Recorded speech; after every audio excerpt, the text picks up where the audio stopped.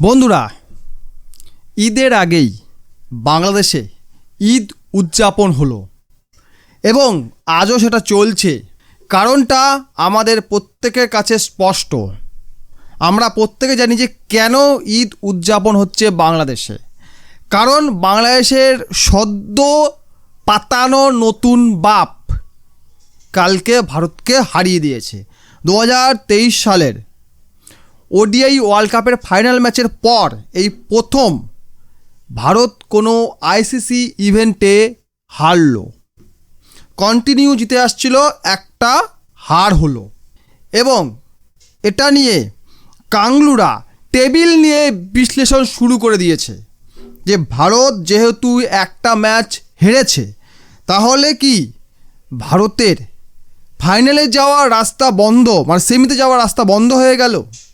আরে হারামির বাচ্চা, মাথা মোটার দল, তোদের দল যখন হারে তোরা ক্যালকুলেশন করতে বসিস, সেই অভ্যাস ছাড়তে পারিস নি। আরে ভাই, গ্রুপ স্টেজে 3টে ম্যাচ রয়েছে, তার মধ্যে একটা যদি কেউ হেরে যায় তার কি রাস্তা বন্ধ হয়ে গেল?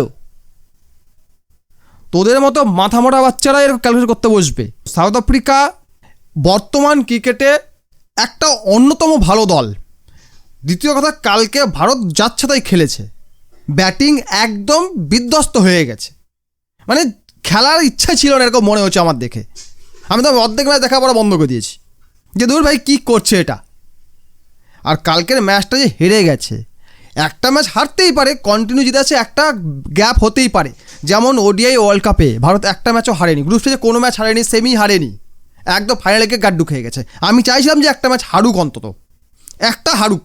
যদি গ্রুপ স্টেজে একটা হেরে যায় তাহলে ফাইনালটা অন্তত সেই ভয় থাকবে না। আমরা T20 ওয়ার্ল্ড কাপ 2024 কিন্তু ভয়ে ছিলাম যে ভারত একটাও হারেনি, এটা না হেরে যায় আবার সে ফাইনালে গিয়ে। এবার সেই ভয়টা কেটে গেল। আর ধরল দুটো ম্যাচ, জিম্বাবুয়ের সঙ্গে আছে, আরেকটা ওয়েস্ট ইন্ডিজের সঙ্গে রয়েছে। এই দুটো দলকে ভারত আশা করি অনায়াসে হারাবে। সাউথ আফ্রিকা অন্যতম স্ট্রং টিম, এতে কোনো লজ্জা নেই যে সাউথ আফ্রিকার কাছে ভারত হেরে গেছে, এতে কোনো লজ্জা নেই। যদি এটা কাংলুদের কাছে হারতো কি পাকিস্তানের কাছে হারতো, লজ্জা থাকতো। এই কুকুরদের কাছে হেরে গেলাম, মানুষের একটা কুকুরকে জব্দ করতে পারলাম না, ছাগলকে জব্দ করতে পারলাম না, এরকম মনে হতো। মানুষ একটা ছাগলকে জবাই করতে পারলাম না, এটা মনে হতো। কিন্তু মানুষ হয়ে মানুষের কাছে যদি হেরে যাই, হেরেছি, কোনো সমস্যা নেই। আমরা আবার ব্রিক্সের পার্ট, সাউথ আফ্রিকা ব্রিক্সের একটা সদস্য দেশ, তো ব্রিক্সের সদস্য দেশের কাছে আমরা হেরে গেছি, সেটা নিয়েও তো করা কি আছে। কিন্তু কাংলুরা ঈদ উদযাপন শুরু করে দিয়েছে। ঈদ, ওখানে ঈদের মরশুম চলছে। কাংলুরা দেখলাম ফেসবুকে বেশ কিছু পোস্ট করেছে। সকালে একবার ফেসবুকে জাস্ট খুলেছিলাম, দেখলাম কাংলুরা অনেক পোস্ট ভেসে আসছে। আমি বললাম এবারে পোস্টটা ভরে যাবে, দেখার দরকার নেই, এই পাগলামি দেখার দরকার নেই, অনেক কিছুক্ষণ যাক, তারপরে পোস্টগুলো সরে যাবে আস্তে আস্তে করে। কালকে সাউথ আফ্রিকা ভালো খেলেছে, 187 রান তুলেছে।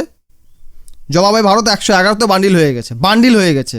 এটা সবচেয়ে খারাপ লেগেছে, ভারত বান্ডিল হয়ে গেল। আমি চাইছিলাম যে বান্ডিল অন্তত না হোক, হারুক ম্যাচটা, কোনো দুঃখ নেই, বাট বান্ডিলটা হলে খারাপ লাগে দেখতে, রান রেটে খুব এফেক্ট হয়। সেটাই হলো, রান রেট বা সাউথ আফ্রিকা প্রায় 3.5+ হয়ে গেছে, +3.5, অনেকটা এগিয়ে গেছে সাউথ আফ্রিকাকে ধরা যাবে না। আর Zimbabwe West Indies South Africa হারাতে পারবে বলে মনে হয় না।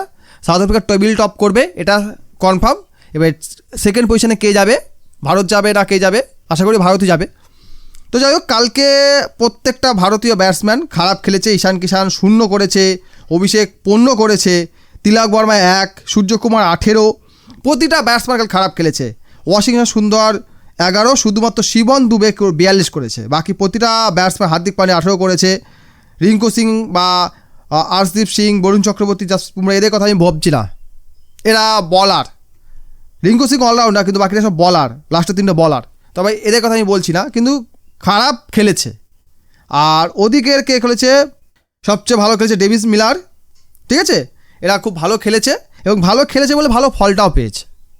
এটা কাংলু নয় যে না খেলেই ফল চাই, হেরে গেলেই দোষ দেই, আর জিতে গেলে তো মানে কি সেলিব্রেশন, আমরা হারিয়ে দিয়েছি, আর হেরে গেলে আইসিসি চুর, বিসিসিআই চুর, আমচুর, কত চুর বেরিয়ে যায়। সাউথ আফ্রিকা খেলেছে তাই জিতেছে, এ নিয়ে কোনো দুঃখ নেই।